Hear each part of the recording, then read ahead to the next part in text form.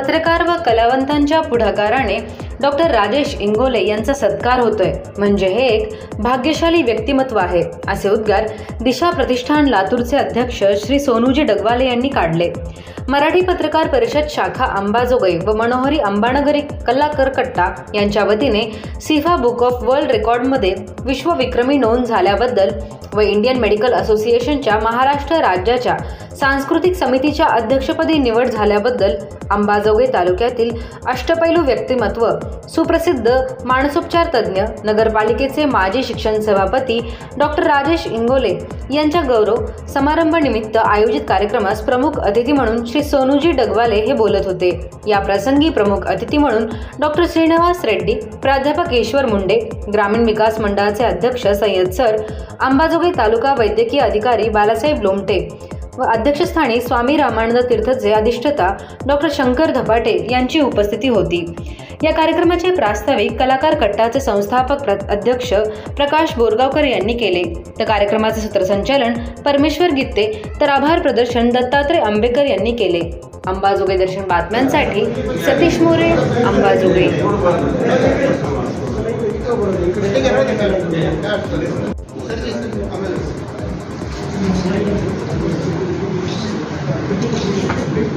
जिंदगी के इस मुकाम पे पहुंचते पहुंचते कई सदियां गुजर गई और एक कारवां बनता गया जो डॉक्टर राजेश इंगोले को देखते ही बन जाता है।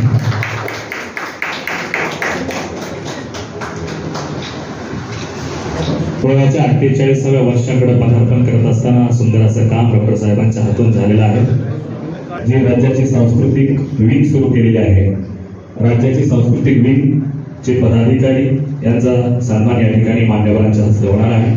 मी विनंती करतो, अंबाजोगाई येथील प्रसिद्ध नेत्ररोग तज्ज्ञ, ते सुद्धा उत्कृष्ट कलावंत आहेत, सुंदर अशी गायकीची त्यांना परंपरा आहे, असे सहकारी मित्र आदरणीय डॉक्टर विवेकजी मुळे सर यांचा विवेक मुळे ते येत वाटते, विवेकजी मुळे सर यांचा सन्मान या ठिकाणी मान्यवरांच्या हस्ते होतोय।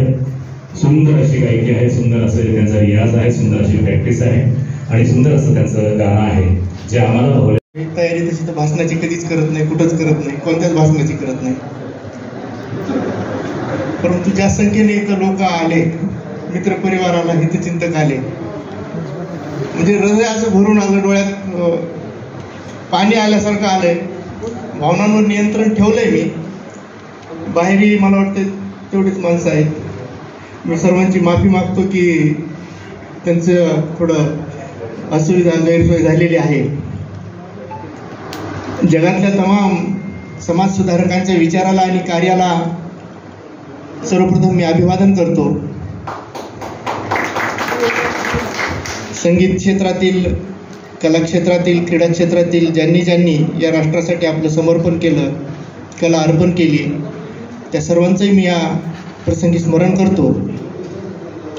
आणि आज माझा एक परिवार जुडलेला माझ्या सामाजिक कारकिर्दीमध्ये, माझ्या आयुष्यामध्ये मराठी पत्रकार परिषद, माझं जर्नलिझम झालं तर सर, म्हणजे फक्त मी आता म्हणजे बातम्या वगैरे करतो बऱ्यापैकी एडिट, असं सरचं म्हणणं आहे की चांगल्या बातम्या एडिट करतात सर तुम्ही, फक्त पत्रकार म्हणून अजून कुठं आलो नाही मी, परंतु त्यांनी मला म्हणले की तुमचं जर्नलिझम झालंय, तुम्ही वैद्यकीय कक्ष प्रमुख म्हणून महाराष्ट्राचा, मराठी पत्रकार परिषदेचा वैद्यकीय कक्ष प्रमुख म्हणून ज्यांनी मला नियुक्ती केली, अशा आमच्या मराठी पत्रकार परिषदेचे महाराष्ट्राचे विश्वस्त SM देशमुख साहेब, त्यांच्या सल्ल्यानं आणि त्यांच्या मार्गदर्शनाखाली माननीय दत्ताजी आंबेकर यांनी मला हे कार्य करण्यासाठी किंवा हे पद दिलं। आणि हा माझा परिवार मराठी पत्रकार परिषद, त्याच्यानंतर माझ्या सामाजिक कारकिर्दीमध्ये, माझ्या जीवनामध्ये, कोरोनाच्या काळामध्ये माझे मित्र आहेत तिथं, योगेश सुरोचे, त्यांना माहिती आहे, म्हणजे लहानपणापासून आम्ही एकत्रच आहोत। इथं माझे भरपूर जोशी साहेब आलेले आहेत, मुळे सरी माझे क्लासमेटच आहेत, तिथं मनीष रुपडा आलेले आहेत। मी काय असं गायक म्हणून कधीच म्हणजे कुठंच नव्हतं, म्हणजे गायकी मला माहीत नाही, क्लासिकल म्हणजे संगीत क्षेत्रातलं सारेगममधलं सुद्धा मला माहीत नाही। आमच्या वहिनी साहेब आहेत तिथं, मंजुळा मॅडम, परंतु करोना काळामध्ये माझा फुल स्ट्रेस असायचा. म्हणजे केस मधला जे पहिला पेशंट निघला सर, ते माझ्या ओपीडीला येऊन गेलेला होता, उद्धव शिंदे सर. म्हणजे तो पेशंट आला, माझ्याकडे दाखवलं, पुण्याहून आला, खूप भीती वाटायची, घबराट व्हायली म्हणून. आणि तो गेला. दुसऱ्या दिवशी आमच्या दवाखान्याचा मुलगा आमचा वाजिद भाई आले असतील इथं. वाजिदनं मला म्हणलं, सर तो काल आलेला माणूस आहे ना, म्हणजे लिस्टमध्ये 1 नंबरला त्याचं नाव आहे की नाही दडपण. म्हणजे माणूस ओपीडी काढतोय, कसं तरी काढतोय, भीती का असं ना. ओपीडीची चालू होती, बाहेर बसून ओपीड्या काढायचो सर त्यावेळेस आम्ही प्रत्येक अंबाजोगाई. म्हणजे मला गर्वानं सांगावं असंही वाटतं की अंबाजोगाईतला एकही दवाखाना बंद नव्हता सर. म्हणजे पुण्या मुंबईचे बऱ्याच ठिकाणी बघितले मी, दवाखाने बंद होते, परंतु अंबाजोगाईचे एवढ्या समर्पित वृत्तीनं काम करणारी वैद्यकीय क्षेत्रातली मंडळी, एक दिवस कोणी दवाखाना बंद केला नाही. सगळ्यांनी उपिड्या काय काय काय प्रिकॉशन घ्यायच्या ते घेतल्या, लांबून बघितले, जवळून बघितले, पण बघितले. आणि म्हणून मला या सहकार्यांचाही तेवढाच आदर वाटतो सर, गौरव वाटतो. आणि आज या सत्कार समारंभामध्ये आता माझाच सत्कार आहे. सिफा book of records, world records मध्ये माझ्या नावाची नोंद झाली.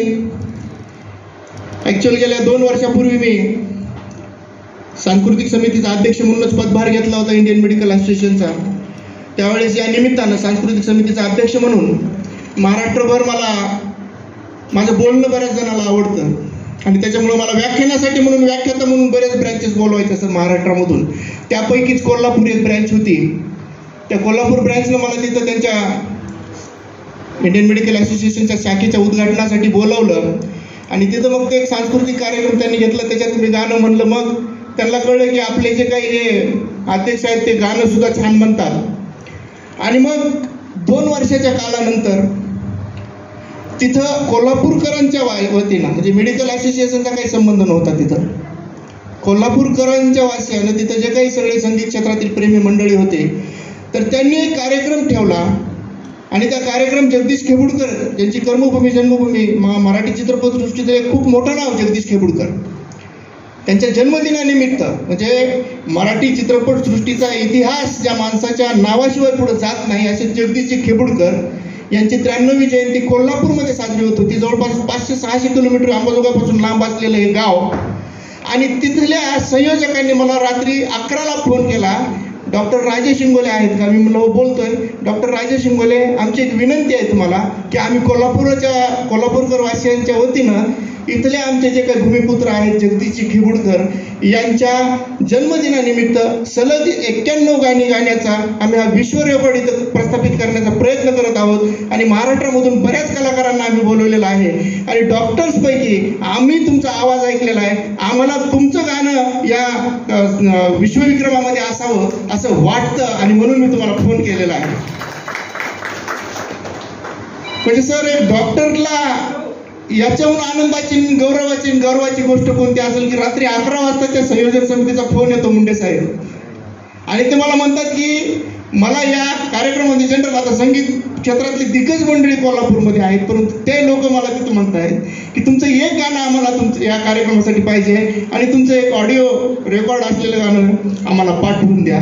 आणि मी ते गाणं तिथं पाठवलं. आणि योगायोगानं नीलिमा शेट्टी याच्या पार्श्वगायिका आहेत.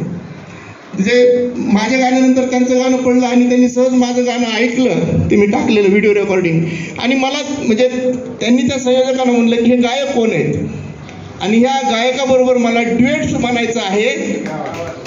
आणि माझं दुसरं गाणं त्यांनी लगेच तिथं सिलेक्ट केलं. म्हणजे मला वाटतं की डॉक्टरच्या आयुष्यामध्ये गायकाचा रोल या प्रमाणात यावा, यापेक्षा गर्वाची आणि अभिमानाची गोष्ट कोणतीच नाही.